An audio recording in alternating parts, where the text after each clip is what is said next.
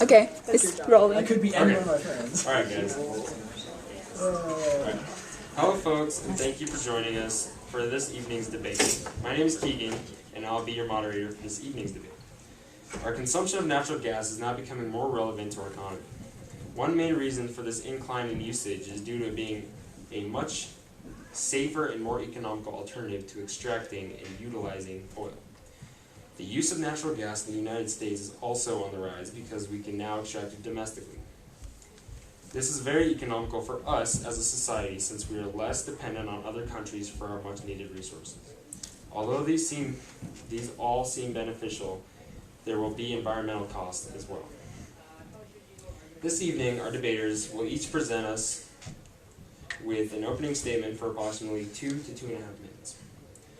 Our open debate will proceed for 12 to 16 minutes, and our closing statements will all run collaboratively for about 6 minutes, so it should take around 50-ish minutes. For those of you voting electronically, please pause the videos, and to vote, you will need to click on the link in the comments section of the video. Click on the moderator and make your vote. For those of you voting right here with us, you'll need to, before the debate and after the debate, you will need to grab one of the ballots by the box, make your votes, write my name as the moderator, and then submit it to the box. And like I said, you'll be doing a vote at the very end as well. And I will remind you all of that in case you forget at the end. So, the motion tonight is natural gas found in shale formations and coal bed methane formations is a cheap, clean, and abundant source of energy that should be a cornerstone of our energy portfolio for the next several decades. On the side debating for natural gas, Mr. Justin Carlson, Mr. Jake Pinkney, and Mr. Anthony Ballas. On the side opposing natural gas, we have Mr. Thea R. Stowers and Ms. Andy Pascal. We'll begin with opening statements from our side in opposition of using natural gas. We'll start off with Ms. Pascal. Please begin whenever you are ready. Okay. Across the Midwest, looming towers of metal penetrate the pristine sky and cut into the lush grass swaying below. These towers speckled across the plains of the Midwest, as well as the East Coast, are natural gas wells. As our energy demands increase, the sight is becoming more and more common. Natural gas has become a popular and viable option in order to meet our growing energy demands. According to EIA, which is the Environmental Impact Assessment, natural gas will surpass coal in energy production in 2034. Natural gas is the cleanest burning fossil fuel. It is very inexpensive, and it is found abundantly throughout the United States.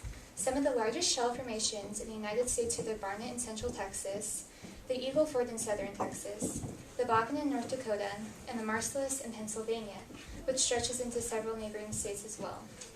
Many believe natural gas is key in our quest for energy independence. According to EIA, our natural gas reserves will last for 92 years at our current rate of energy consumption.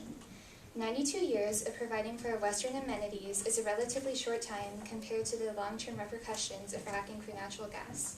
Unfortunately, the impacts of fracking have already affected our environment as well as our social settings. Small towns afflicted by natural gas booms have had to deal with the repercussions of affluent natural gas companies fracking for gas on their land. Sublette County, Wyoming was one of the many small towns affected by the natural gas boom. After taking water samples from the groundwater in Sublette County, high levels of benzene were detected. In fact, the samples taken showed that the levels of benzene were 1,500 times the level safe for people to drink. And what's scary is that over 88 drinking wells were contaminated. What's also concerning is benzene is believed to cause aplastic anemia, which is when bone marrow and the red blood cells in it are damaged. Benzene is also believed to cause leukemia. While listening to this debate, I would like you to keep this question in mind. Is fracking really the best choice to sustain our energy needs when our lives and our environment are being endangered? Thank you. Go ahead whenever you're ready, Mr. Stowers. Natural gas, a cheap, non-renewable resource. It is not solving the problem of global warming. It is only saving a little time because it is cleaner when combusted. If natural gas is not mined or burned off correctly, it releases one of the worst greenhouse gases, methane. There are better ways of obtaining energy that don't release any greenhouse gases. Natural gas is not only bad on a larger scale, but on a smaller scale as well. When big natural gas companies go into small towns, they change the local culture tremendously. The mining of the Bacon Formation strictly affected the surrounding environment. The mining boom brought a plague of terrors into society such as prostitution, drug running, and environmental decay. Say goodbye to your nice mountain town and get ready for the boom of a mining town. We're the promised jobs for these struggling towns, but don't tell them of the requirements and the amount of jobs that are actually offered. And what happens when they can't mine anymore? What happens to those jobs then? They abandon the rig and go to a new prospering location. Natural gas is not solving any problems. If anything, it is causing more problems, economically and environmentally. Vote against natural gas, and think about cleaner sources to energy like nuclear power, when the fission process is a much cleaner source of energy. Let's not contribute to the problem, and let's start solving it. All right. Thank you, Mr. Stowers. And we will now hear opening statements from the side in favor of utilizing natural gas, starting with Mr. Focus. There are several things that make natural gas a superior energy source to any of its other counterparts. This is how abundant it is, how clean it is, and how reliable it is. Unlike coal or nuclear energy, the power from natural gas can be turned on and off in an instant. This makes it very economical for when energy is needed quickly. The only downside to natural gas is leakage of methane and the fact that fracking is used to release the gas from shale formations that it forms in. Fracking may release potentially hazardous chemicals into the ground if performed improperly. However, this is offset by how much cleaner it is to burn and extract than coal. It may not be as clean burning as nuclear energy, but this is also offset by not having thousands of years of radioactive waste left over. Methane that leaks from the components of the well in processing plants is many times more potent than the much more abundant greenhouse gas carbon dioxide. However, if the wells and extracting processes function properly, then the methane all gets burned and turned into cleaner gases and water. Even with the accidental leaking of a small amount of methane, the burning is still much cleaner than the burning of coal. The burning of coal releases methane as well as the less potent CO2. These several reasons for pro-natural gas, a single one of which outweighs all the cons, shows that natural gas is a much more efficient and superior alternative to coal or nuclear power when it comes to power production.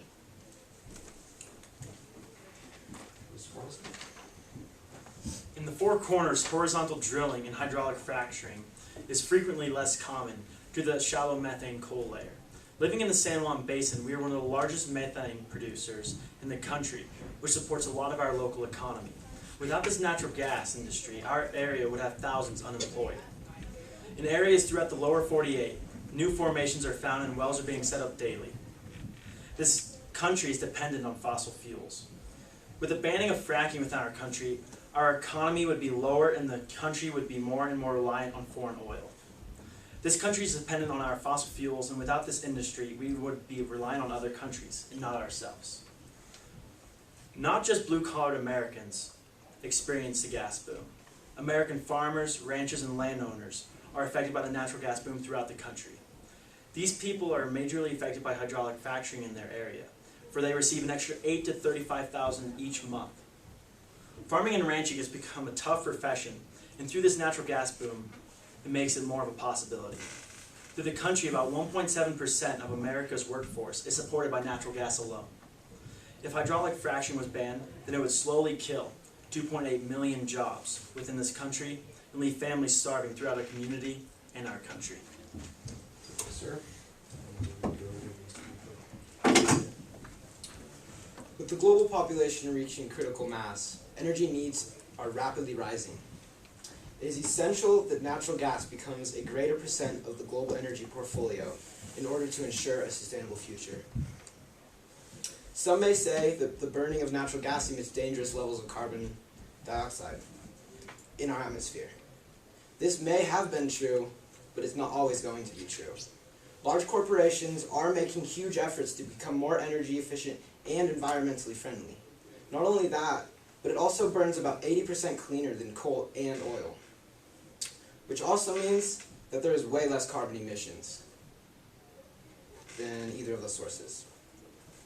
There are ways of reducing the carbon emissions, and are still ways being developed that could effectively reduce all greenhouse gas emissions by 80%. Another large concern to the public is the contamination that takes place when oil fracking. This is a minor issue that has multiple answers, but the biggest thing to remember is that the leaks usually occur around 4,000 feet underground. What if I told you that a coal plant's efficiency rate was 33%, and on top of that, a Prius's was 40%? When a natural gas power plant efficiency rate is 60%, and that coal plant doesn't only produce less energy, but it is way worse for the environment as well. While power plants may be harmful to the environment, they are also the most effective and efficient way to produce energy for our day-to-day use. Okay. Thank you, ladies and gentlemen. With that, we'll now move into our open debate. So, if you would like to start us off, feel free. Either side.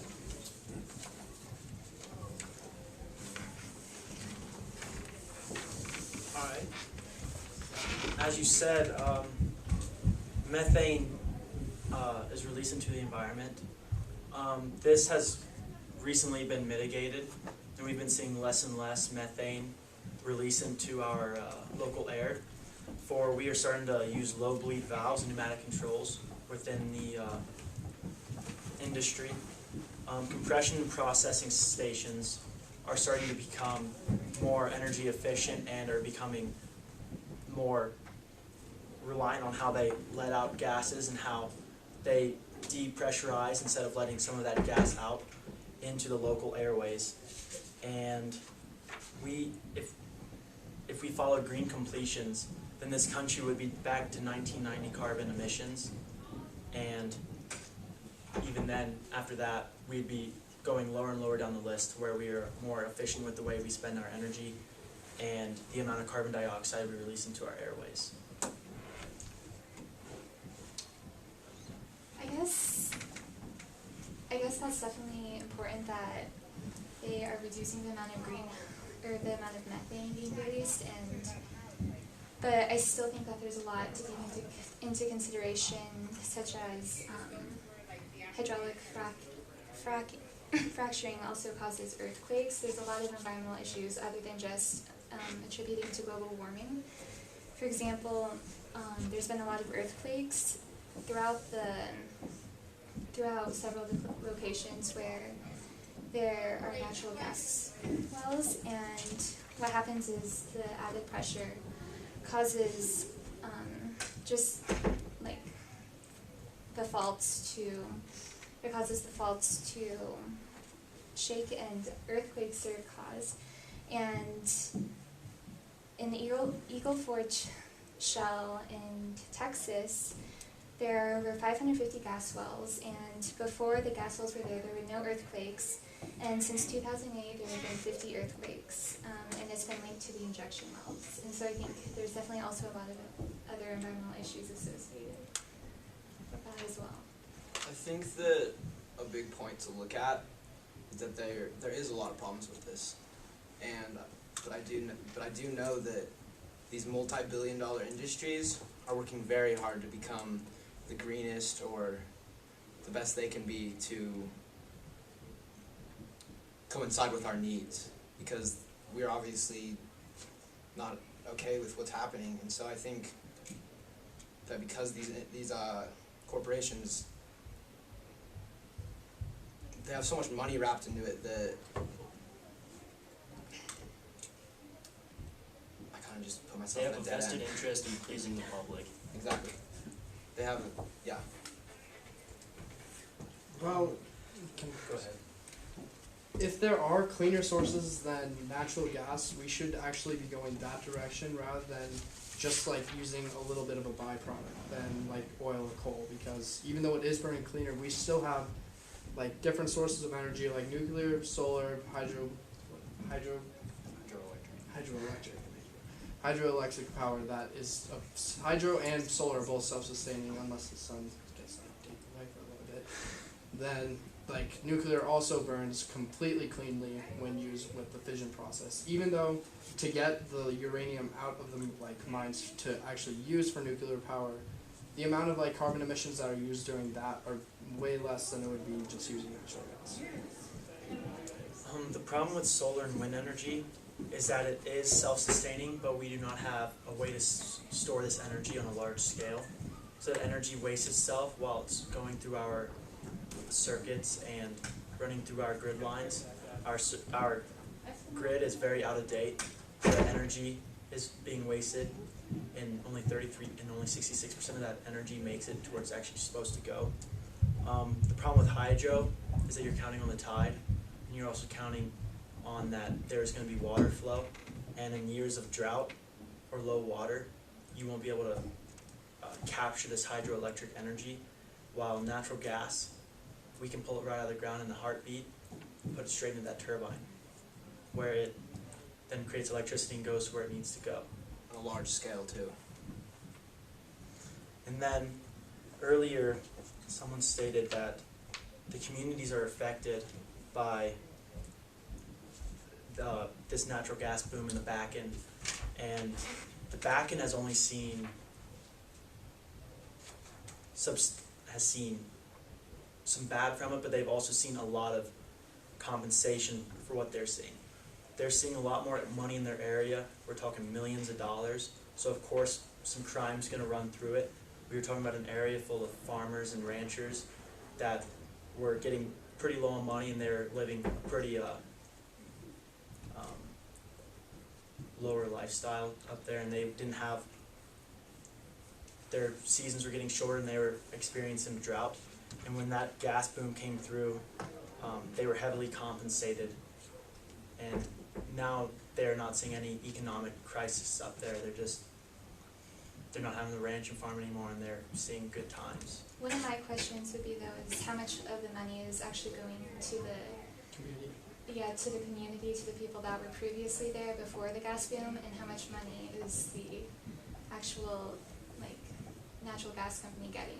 Like, what would that be? Well, I'm sure that the natural gas company obviously made a huge profit, but I think that in this situation what matters is the community, and the community was happy with what they got, and the community was rebuilt because of it. I feel like money can't really compensate though for like water being contaminated, their drinking water being contaminated, and also just like the overall culture of their town being like altered. A county commissioner in the Bakken named Gene Beater, the county commissioner Dan Khalil said that regarding his town, he said, "It is absolutely gone. My community is gone, and I'm heartbroken. I never wanted to live any place but Williston, North Dakota, and now I don't know what I'm going to do." And a lot of people do see it as a negative light though. I'm curious to know if that was pre or post, before they were given like the money and before their community was uprisen again. That is something that could be taken into our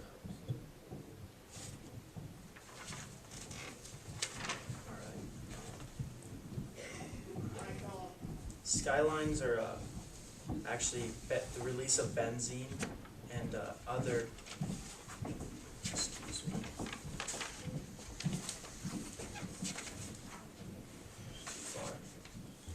Alright, the release of benzene and other volatile emissions, such as formaldehyde, are starting to be also captured. These new green completions within our industry has been taking those emissions out of the air and out of our water systems, and they're starting to reuse the water that they put in down into these wells, not leaving it there to seep into previous wells. They're bringing it back up, and they're re-putting in these CO2 barriers and then putting the water back in, and they're starting a new system to where they get more efficiency out of the way they consume water to pump out this natural gas. And the water may be contaminated in these areas, but I'm sure if you're receiving an extra $8,000 to $35,000 a year, you can definitely buy yourself a water filter. No, a month, I'm sorry. You can definitely buy yourself a water filter, and that shouldn't be a big problem for them.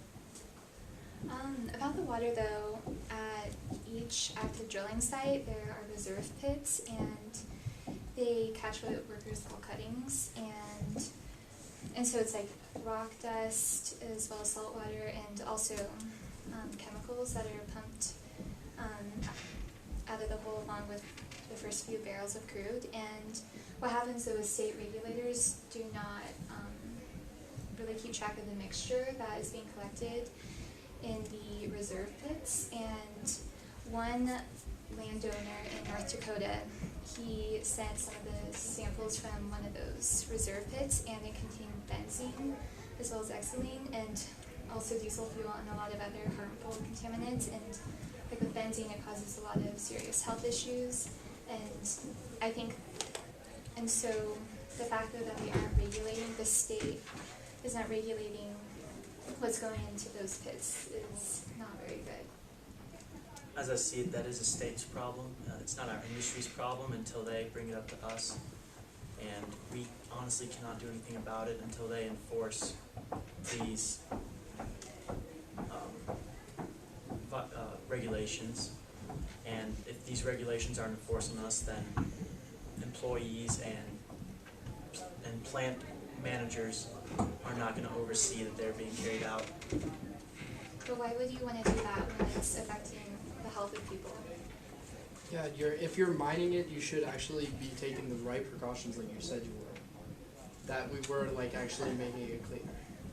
We are, but it's not the entire industry as a whole. There's always going to be that one employee or that one individual within your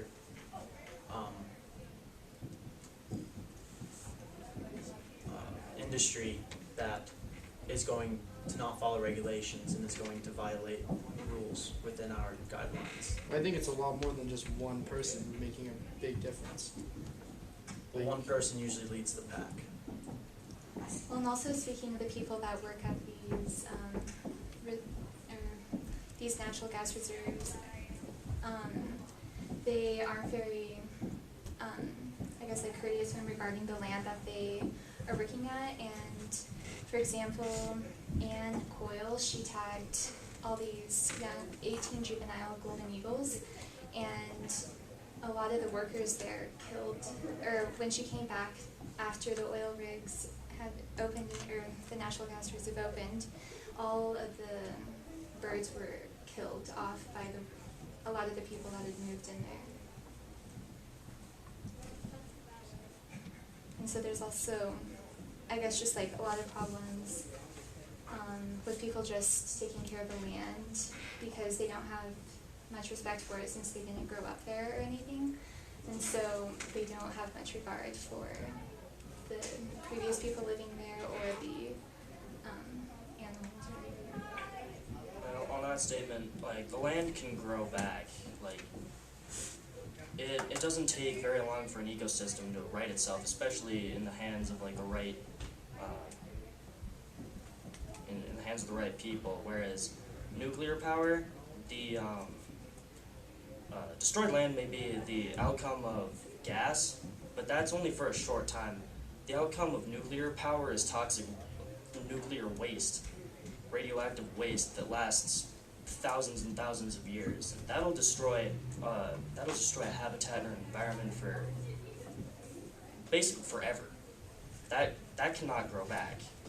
The land that you destroy with toxic waste from nuclear power plants, that's never gonna come back. Whereas the land that's destroyed, or maybe even just altered from the drilling of natural gas, in the hands of the right people, that can come back in the blink of an eye compared to how long it will take for radioactive waste.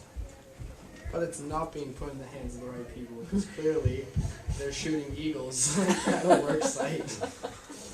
And that's not like what should be happening. Eagles. Like That's just like, if you are going to mine it, then do it correctly.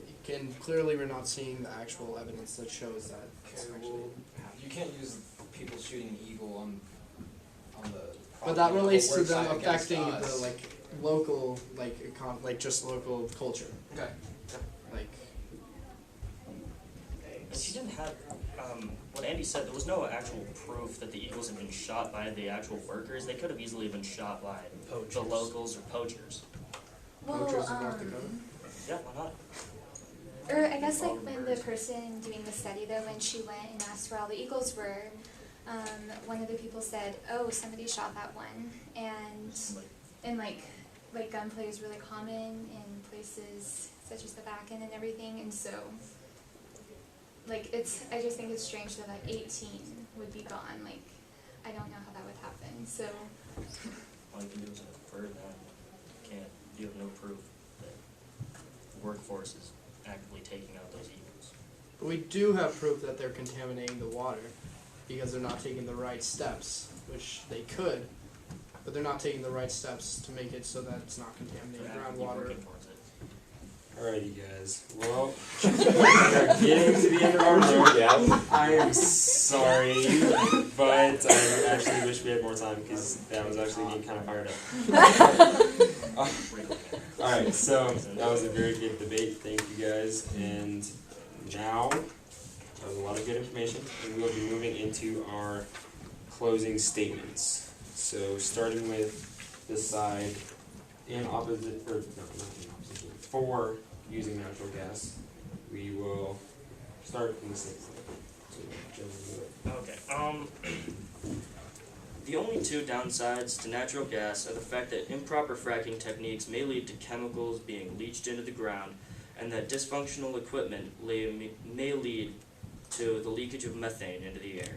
However, currently, equipment is being made and precautions are actively being taken to minimize the chemical pollution to the ground during fracking. Equipment is also being made to minimize the leakage of methane into the air. Even without these cons being minimized, the pros of burning cleaner natural gas heavily outweigh the pollution of leaking methane into the air. Natural gas is by far the most effective and cleanest source of power. Hydraulic fracturing and horizontal drilling has become a much safer method of extracting oil and natural gas. Through revolution within the technology for a better green tomorrow, our industry is at a boom and could help officially move away from the other industries which cause major harm to the environment for small amounts of energy. With more natural gas technology emerging daily, efficiency is at a rise day by day while employing your neighbor. Without hydraulic fracturing, our economy would decline and our working class would be at a mass loss of jobs. Not to mention the reliance on other countries once the shallow wells run dry, while we could be producing natural gas right in our backyards.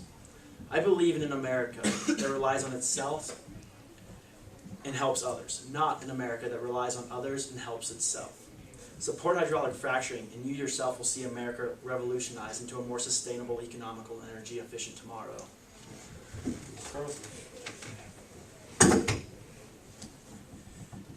While natural gas plants might have a disadvantage to our environment, it is the best way we have right now for how large of a scale of energy that needs to be produced. Not only that, but the future of natural gas seems to have a cleaner and clearer focal point than any other industry.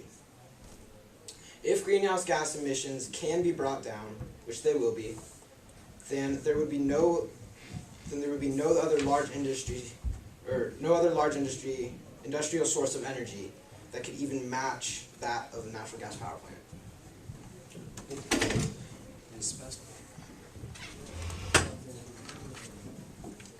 while deliberating as to whether or not natural gas should be our primary source of energy, I would like you to think about whether or not our energy demands are more important than the people directly affected by the extraction of natural gas. The land that is being fracked to fuel our country's energy needs is the same land that somebody calls home. When outsiders move to a booming town, they often don't have any regard for the land or for the people who live there. Outsiders often view the land as a money pit, or as a way to get through the next month. Their connection to the land isn't the same as someone who was born and raised there. Gene Veeder, who was born and raised in a small town on the Bakken Formation, told Richard Manning from Harper's Magazine, it, as in referring to the oil boom, natural gas boom, did bring the world outside into the community, and that was an eye-opener. People are just overwhelmed with the drugs and the prostitution and fights and all the things that come along with the oil fields. I believe that before we think of ourselves and of our immediate needs, we must think of the people and of the environmental impacts that are being affected by our insatiable demands. Thank you, Mr. Stokes.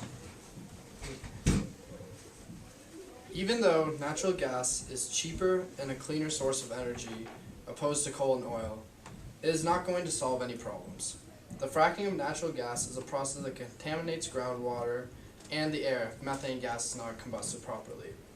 They say that the process of fracking has been refined over the last few years, but they're not going to take the right precautions to combust the methane properly. When it comes to money, it doesn't matter how it's going to be fracked. If the natural gas companies get the money, it doesn't matter. We should look for cleaner solutions rather than adding to the problem. Please vote against natural gas and think about a new, cleaner look at our sources of energy. Okay. Thank you, sir. Well, that was a very strong debate, and I am very impressed because I didn't need to intervene once. And you guys had it going on in a very solid manner. So I just want to say thank you to all of our debaters, and thank you all for attending our open debate. I hope it was an informational and educational experience for all of our attendees. Once again, do not forget to submit your second vote, either electronically or physically. Again, my name is Keegan, and I've been your moderator for this debate. Have a good night. She gets it.